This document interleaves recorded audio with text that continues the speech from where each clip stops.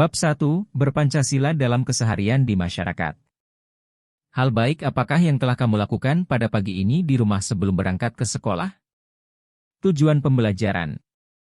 Pada bab ini, kamu diharapkan mampu membiasakan perilaku yang sesuai dengan nilai-nilai Pancasila sebagai identitas nasional dalam kehidupan bermasyarakat melalui penyusunan portofolio, Saya Berpancasila. Kata kunci. Nilai-nilai Pancasila, praktik sila pertama, 2, 3, 4, 5. Peta konsep.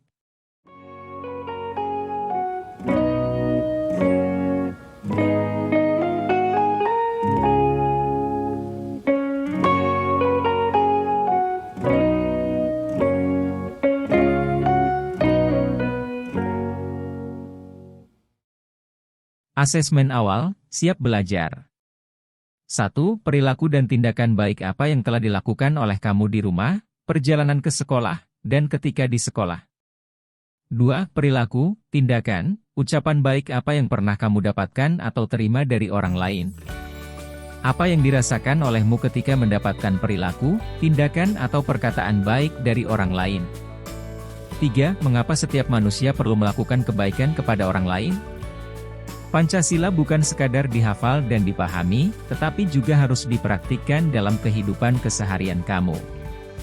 Beragam persoalan dan krisis, seperti kekerasan, tawuran, narkoba, intoleransi, bullying, dan lain sebagainya terjadi karena minimnya pengamalan nilai-nilai dan ajaran Pancasila dalam kehidupan berpancasila.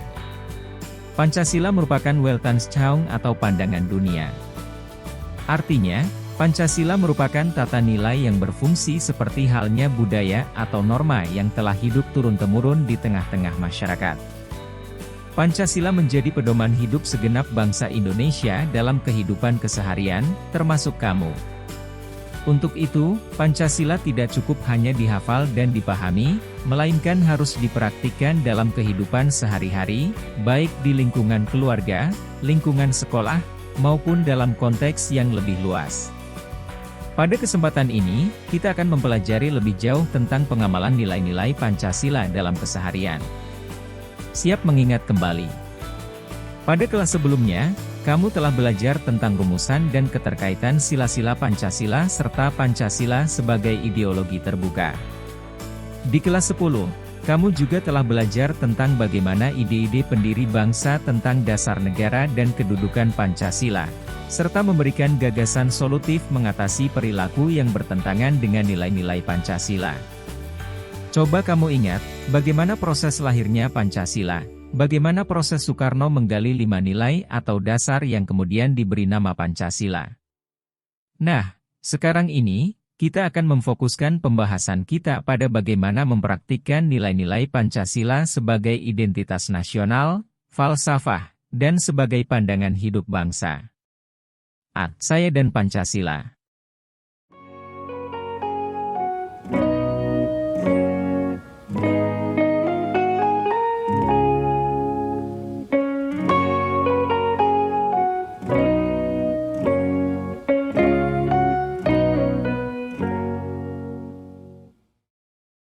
Bagian ini membahas tentang saya dan Pancasila sebagai dua subjek yang berdiri sendiri.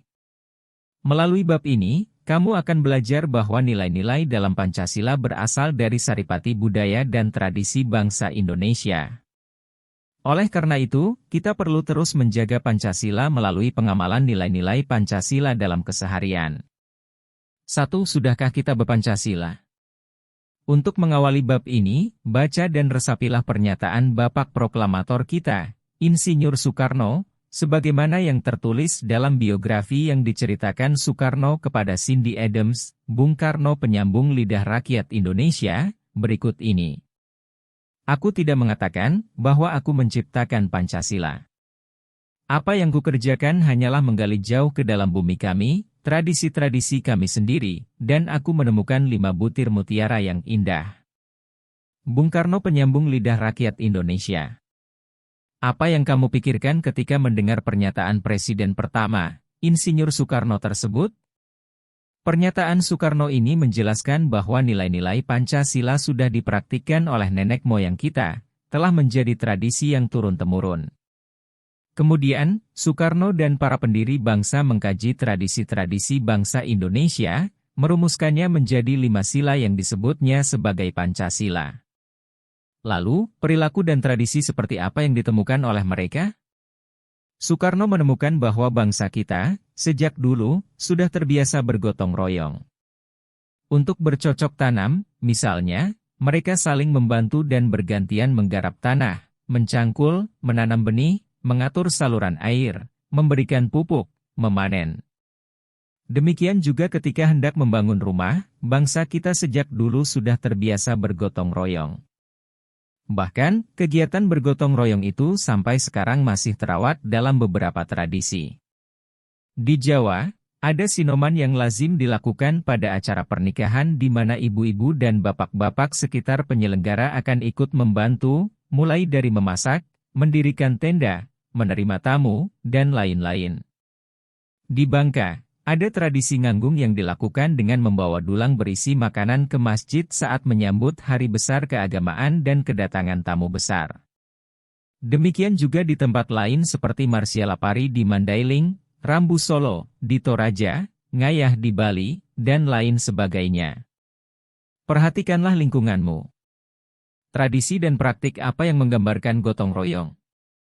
Apakah tradisi tersebut masih tetap berjalan atau sudah mulai punah?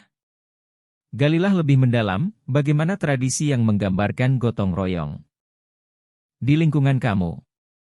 Di dalam gotong royong, selain ada kerjasama dan kolaborasi antar individu, juga harus disertai kepedulian satu sama lain. Dengan demikian, gotong royong tidak berasaskan kepentingan individu, melainkan kepentingan kolektif. Para pendiri bangsa juga menemukan tradisi musyawarah untuk memutuskan segala sesuatu. Coba kamu ingat, apakah ada tradisi musyawarah dalam keluarga dan lingkungan sekitarmu? Biasanya, kapan dilakukan? Siapa yang menginisiasi dan terlibat dalam musyawarah tersebut? Apakah kamu pernah terlibat dalam musyawarah? Dalam musyawarah, setiap orang memiliki kedudukan yang setara, sama-sama memiliki hak menyampaikan pendapat, tidak boleh memaksakan kehendak atau pendapatnya. Ketika musyawarah menghasilkan sebuah keputusan, setiap orang harus mematuhinya. Dengan demikian, prinsip utama dalam musyawarah ialah kesetaraan, respek, patuh terhadap keputusan musyawarah.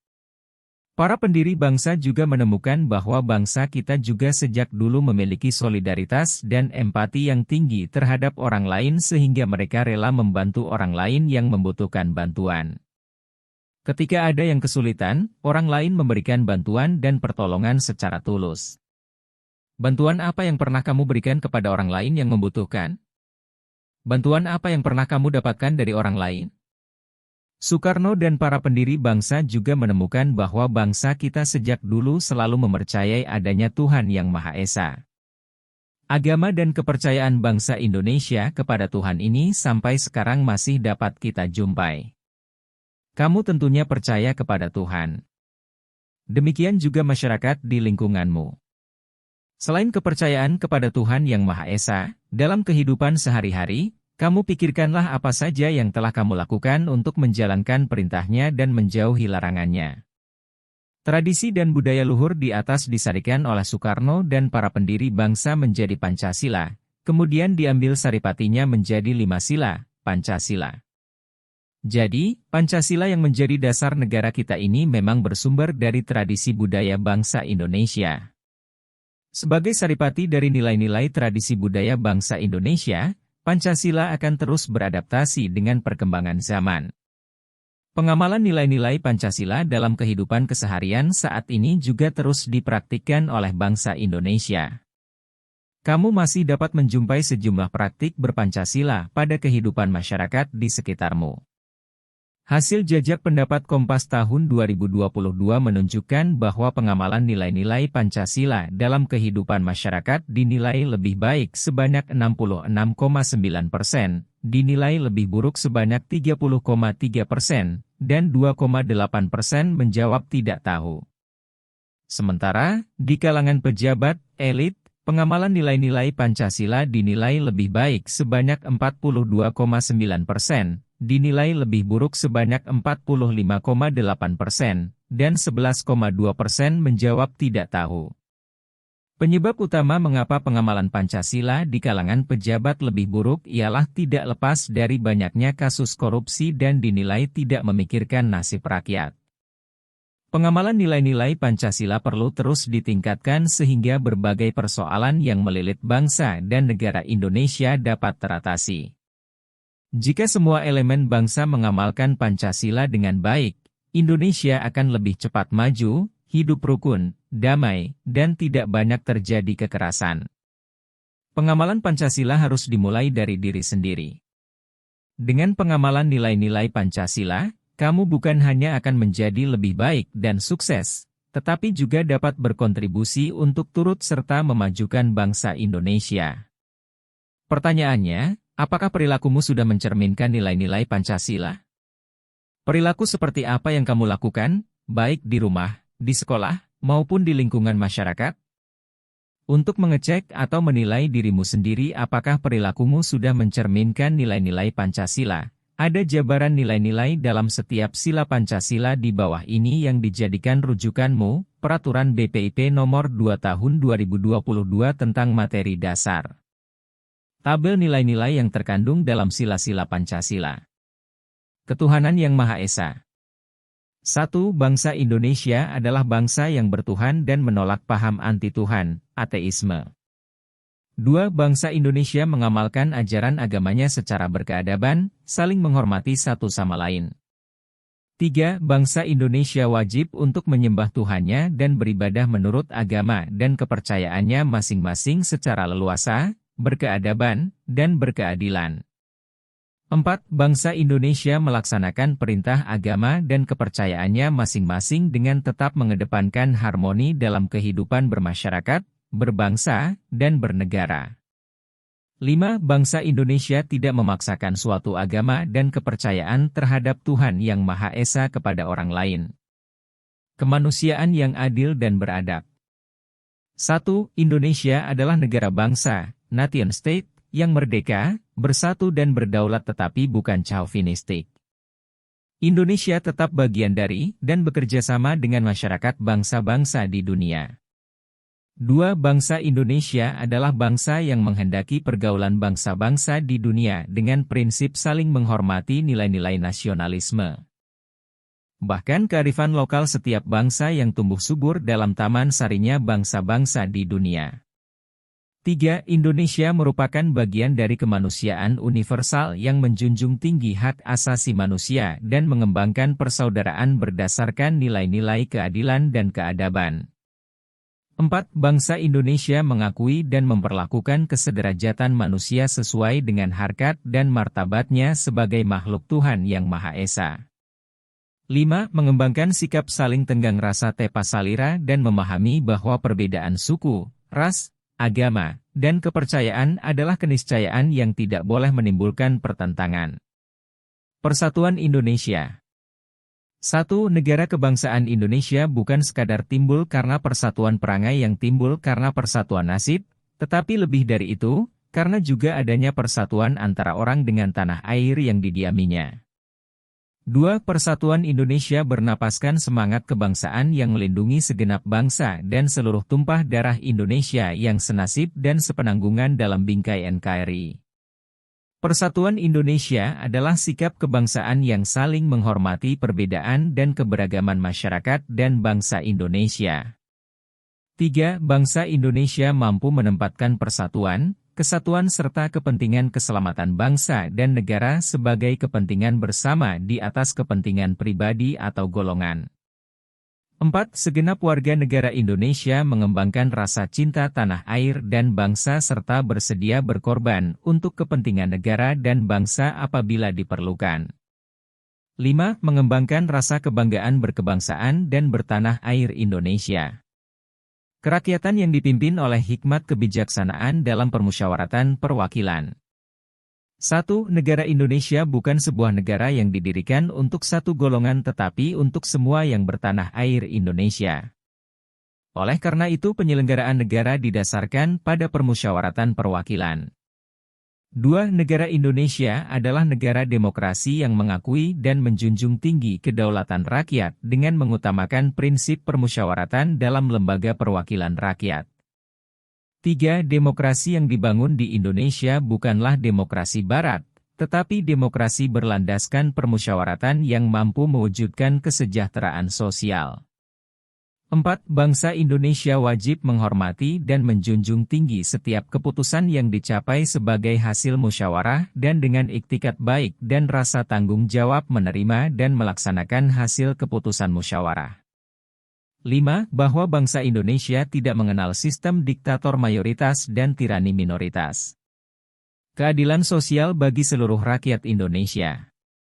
1. Negara Indonesia didirikan untuk bersungguh-sungguh memajukan kesejahteraan bagi seluruh rakyat Indonesia baik lahir maupun batin. 2. Negara Indonesia adalah negara demokrasi yang mengakui dan menjunjung tinggi kedaulatan rakyat dengan mengutamakan prinsip permusyawaratan dalam lembaga perwakilan rakyat.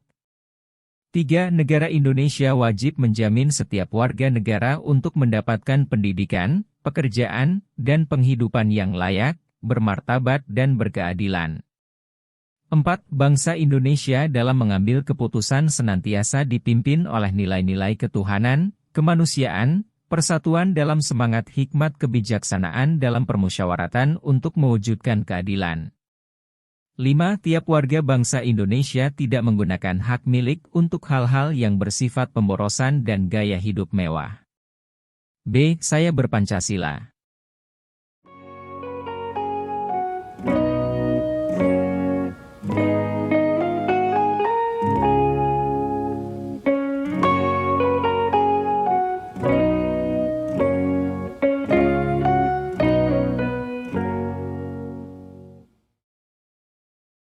Siap mengingat kembali. Pada subbab 1, kamu telah belajar tentang contoh-contoh pengamalan Pancasila, baik dalam kehidupan sehari-harimu maupun melalui studi kasus yang kamu pelajari. Pada subbab 2 ini, kamu akan mempraktikkan nilai-nilai Pancasila dalam kehidupan sehari-harimu. Agar praktik berPancasila kamu terus terekam dan konsisten dilakukan, perlu kiranya memahami bagaimana bentuk-bentuk praktik pengamalan nilai-nilai Pancasila, sebagai inspirasi bagi kamu dalam pengamalan Pancasila. Tentu saja, praktik-praktik tersebut perlu disesuaikan dengan kondisi dan konteks kamu masing-masing. Bacalah bahan bacaan berikut untuk mendapatkan inspirasi praktik apa saja yang menggambarkan nilai-nilai Pancasila. Belajar dan mendapatkan inspirasi. Sila pertama, Ketuhanan Yang Maha Esa. Pada subbab 1, telah disebutkan butir-butir Pancasila sila pertama. Kamu baca dan pelajari kembali butir-butir Pancasila tersebut, kemudian bayangkan bagaimana bentuk praktik keseharian dari butir-butir sila tersebut. Setiap bangsa Indonesia mempercayai adanya Tuhan Yang Maha Esa.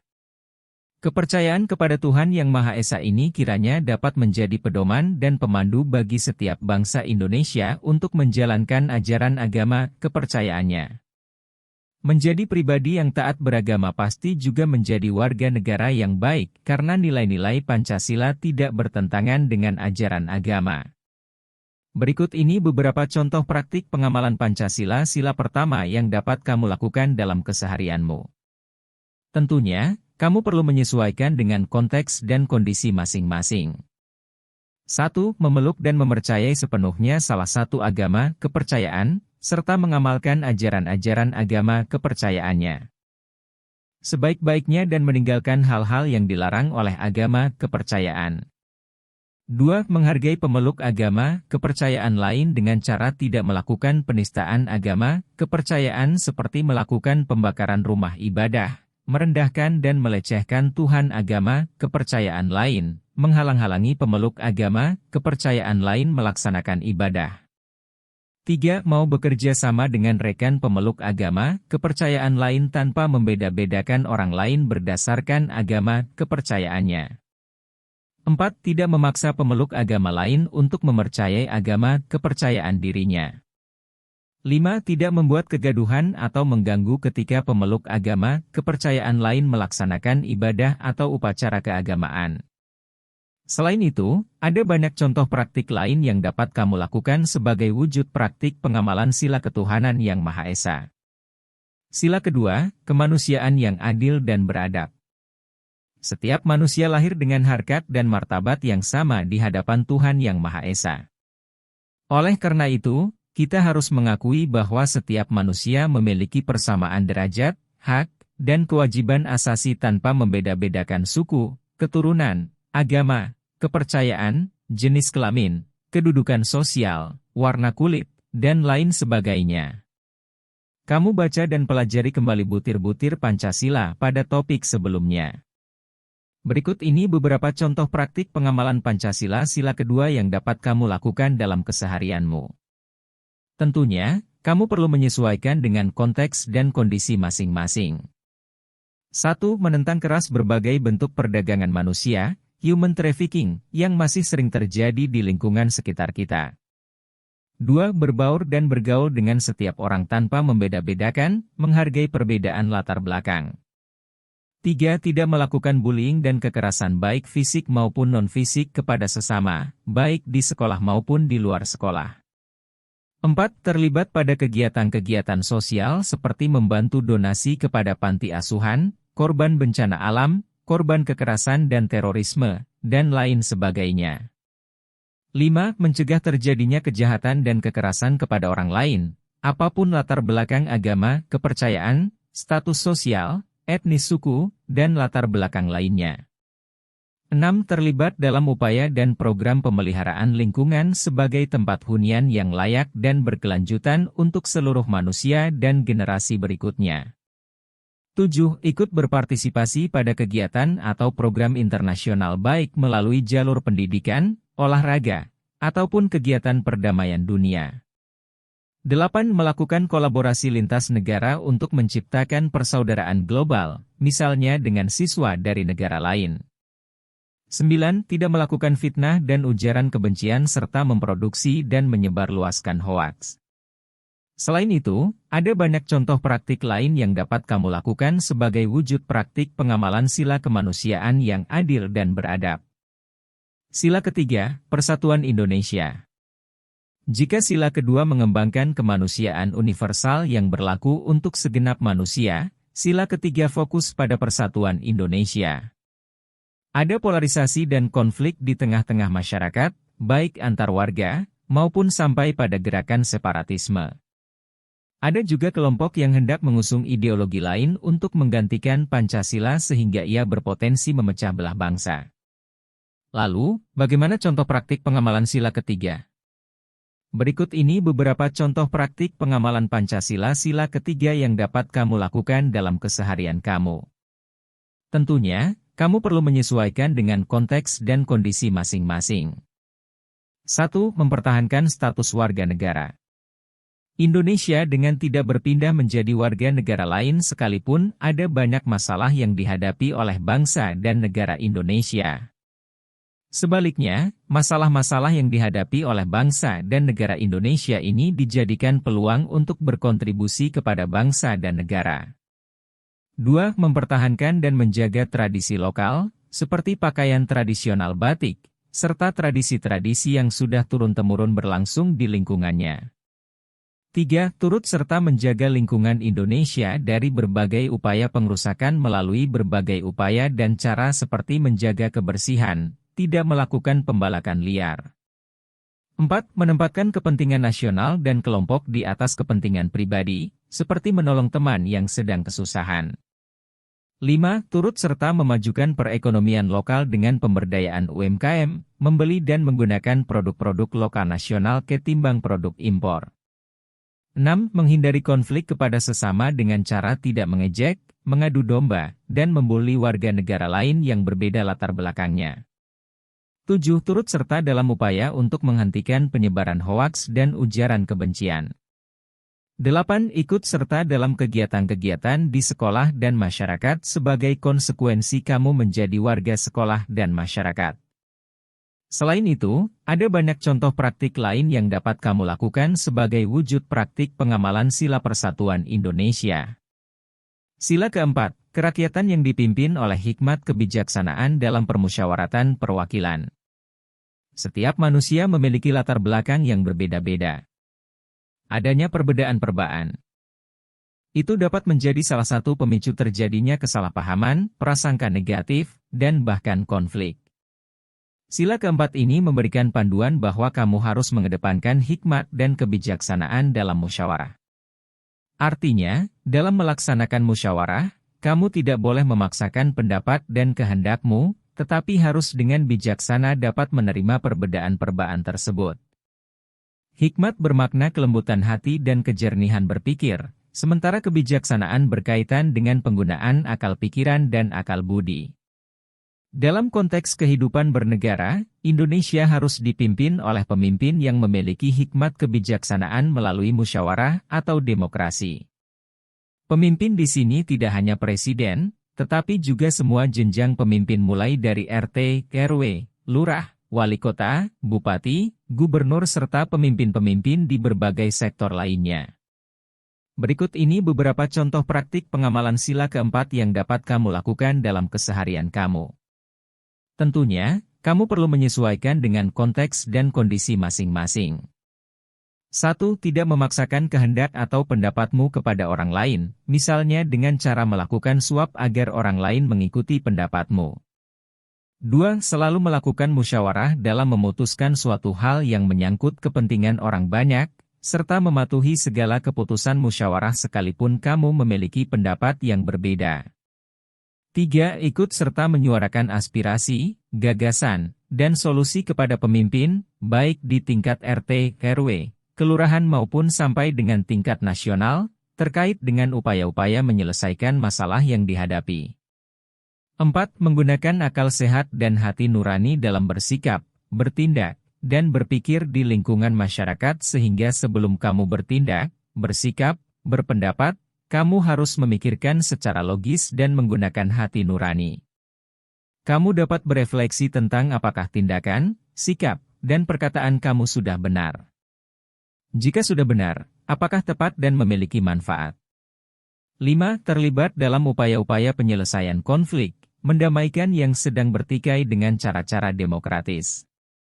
Selain itu, ada banyak contoh praktik lain yang dapat kamu lakukan sebagai wujud praktik pengamalan sila keempat ini, kerakyatan yang dipimpin oleh hikmat kebijaksanaan dalam permusyawaratan perwakilan.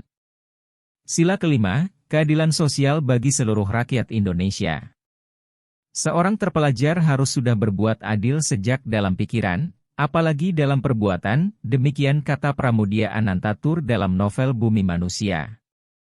Keadilan merupakan nilai universal yang harus dijunjung tinggi oleh setiap manusia yang memiliki harkat, martabat, hak, dan kewajiban yang sama. Keadilan harus diperjuangkan karena ia tidak otomatis hadir di tengah-tengah kita. Sementara itu, di sekeliling kita, ada banyak ketidakadilan yang terjadi. Keadilan di sini tidak hanya pada bidang hukum, tetapi di segala bidang kehidupan. Soekarno mengatakan, keadilan sosial ialah suatu masyarakat atau sifat suatu masyarakat adil dan makmur, berbahagia buat semua orang, tidak ada penghinaan, tidak ada penindasan, tidak ada penghisapan, semuanya berbahagia, cukup sandang, cukup papan, gemah ripah loh jinawai, tata tentrem kertaraharja. Berikut ini beberapa contoh praktik pengamalan Pancasila sila kelima yang dapat kamu lakukan dalam keseharianmu. Tentunya, kamu perlu menyesuaikan dengan konteks dan kondisi masing-masing. 1. Tidak melakukan pemerasan dan penipuan, baik di lingkungan sekolah, di rumah maupun di lingkungan masyarakat. 2. Ketika kamu menjadi pemimpin, seperti OSIS atau ketua pemuda di lingkunganmu, berlaku dan bersikap adil kepada semua anggotanya, tidak berdasarkan suka tidak suka. 3. Tidak bersikap boros dan hidup mewah serta pamer kekayaan di tengah-tengah masyarakat. 4. Menolong orang lain yang kesulitan, kesusahan, korban bencana alam, korban kekerasan, dan terorisme. 5. Menjaga diri dan orang lain untuk mendapatkan keseimbangan hidup jasmani dan rohani, kesehatan fisik, dan mental. 6. Menggunakan dan memanfaatkan sumber daya alam di lingkungan masyarakat untuk seluruh kepentingan masyarakat. 7. Menghargai hasil karya kerja temanmu dengan tidak melakukan plagiasi. 8. Berani menyampaikan kebenaran demi tegakkan keadilan, Seperti bersedia menjadi saksi atas suatu kejadian, peristiwa jika kamu benar-benar mengetahui kejadian, peristiwa tersebut. 9. Ikut membantu tenaga dan materi dalam gerakan sosial untuk membantu orang lain. Selain itu, ada banyak contoh praktik lain yang dapat kamu lakukan sebagai wujud praktik pengamalan sila kelima ini, keadilan sosial bagi seluruh rakyat Indonesia. C. Laporan rancangan portofolio.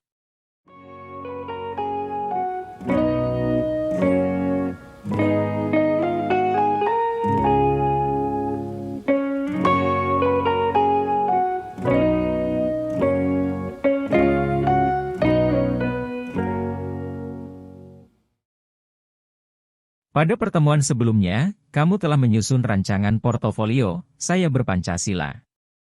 Apakah kamu telah menyelesaikan rancangan portofoliomu? Jika belum, segera selesaikan rancangannya. Sebagai rancangan, kamu hanya perlu menuliskan sekurang-kurangnya 3 perilakumu yang sesuai dengan nilai-nilai Pancasila dalam kehidupan bermasyarakat yang kamu tunjukkan lakukan dalam 1 minggu terakhir. Periksa kembali apakah portofoliomu sudah ada informasi-informasi penting seperti identitas kamu, refleksi, dan penilaian diri. Perlu diingat bahwa desain dan layout portofoliomu tidak harus sama persis satu sama lain, atau mencontoh punya temanmu. Kamu justru dapat berkreasi dan mempercantik portofoliomu sesuai dengan selera dan bakat masing-masing. 1. Contoh-contoh perilaku berpancasila. Beberapa contoh perilaku berpancasila sebagai berikut.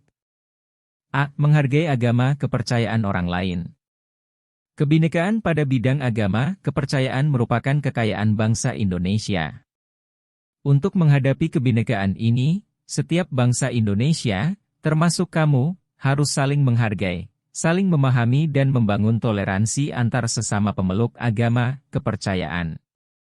Ada banyak perilaku yang dapat kamu lakukan, seperti tidak memaksakan agama, keyakinan kamu diikuti oleh orang lain, memastikan orang yang berbeda agama, keyakinan dapat melaksanakan ibadah sesuai dengan agama, keyakinannya secara aman dan nyaman, melindungi tetangga yang berbeda agama, keyakinan dari berbagai macam ancaman dan kekerasan, dan lain sebagainya. B. Menolong orang lain. Menolong orang lain secara tulus dan tanpa membedakan latar belakang apapun merupakan sikap mulia yang harus kamu lakukan.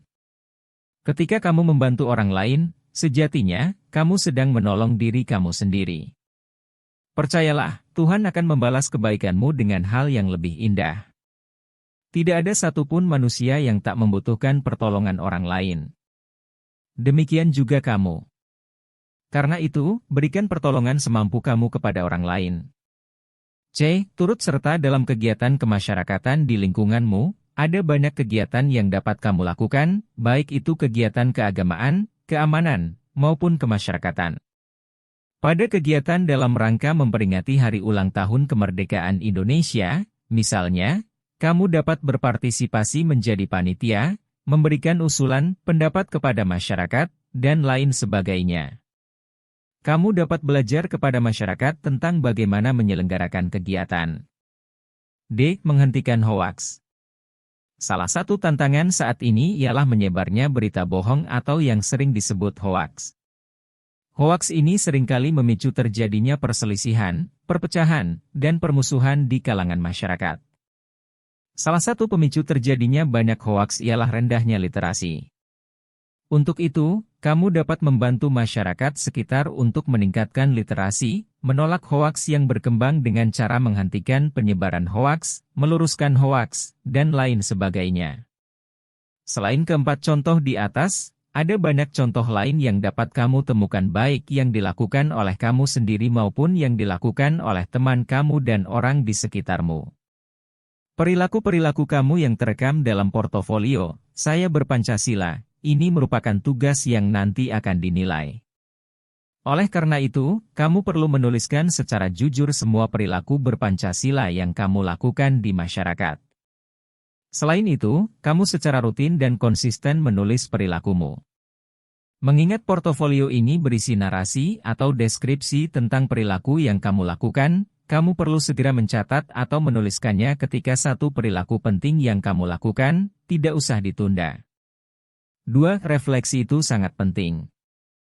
Ada banyak tindakan dan perilaku yang telah kita lakukan menjadi rutinitas keseharian yang terlewatkan dan terlupakan begitu saja. Alih-alih merefleksikan, karena sudah menjadi rutinitas, kita seringkali tidak menyadari apa yang telah dilakukan kemarin. Misalnya, ketika kamu berjalan dari rumah menuju sekolah, kamu melewati jalan yang selalu sama, kamu seringkali mengabaikan ada apa saja yang telah kamu lalui sepanjang jalan tersebut. Demikian juga dengan kehidupan, kita seringkali melewati berbagai peristiwa begitu saja tanpa merefleksikannya. Salah satu dampak dari tidak melakukan refleksi ialah kita seringkali terjebak melakukan kesalahan-kesalahan yang sama. Kita bisa saja melewati pengalaman yang sama, tetapi hasil yang kita peroleh dari pengalaman tersebut mungkin saja berbeda. Oleh karena itu, kesuksesan seseorang berkaitan dengan kemampuan dia melakukan refleksi diri. Biarlah pengalaman masa lalu menjadi tonggak petunjuk, bukan tonggak yang membelenggu kita. Karena itu, pengalaman yang kita lewati sejatinya menjadi petunjuk agar kita tidak mengulang kesalahan masa lalu dan untuk memperbaiki masa depan. Untuk itulah, dalam menyusun portofolio ini, kamu perlu melakukan refleksi agar kamu dapat mengambil pelajaran berharga dari setiap pengalaman mempraktikkan nilai-nilai Pancasila dalam kehidupan sehari-hari. Refleksi seperti proses bercermin, melihat diri kita sendiri, bagaimana wujud dan penampilan kita, apa yang sudah baik dan apa yang perlu diperbaiki. Melalui refleksi, kita dapat melihat kembali pengalaman yang kita lewati dengan tujuan agar di masa mendatang, kita menjadi lebih baik. 3. Jangan lupa bukti. Sebagaimana telah dijelaskan bahwa portofolio ini merupakan rekaman pengamalan nilai-nilai Pancasila yang dilakukan oleh setiap kamu. Oleh karena itulah, kamu perlu menyertakan bukti. Bukti-bukti yang dapat kamu kumpulkan bisa bermacam-macam, mulai dari video, foto, tanda tangan dari pihak yang berwenang seperti RT, RW, tokoh masyarakat, tokoh agama, ketua pemuda, salah satu, kedua orang tua, dan lain sebagainya. Bertanyalah kepada guru terkait dengan bukti-bukti lain yang dapat dilampirkan dalam portofolio ini.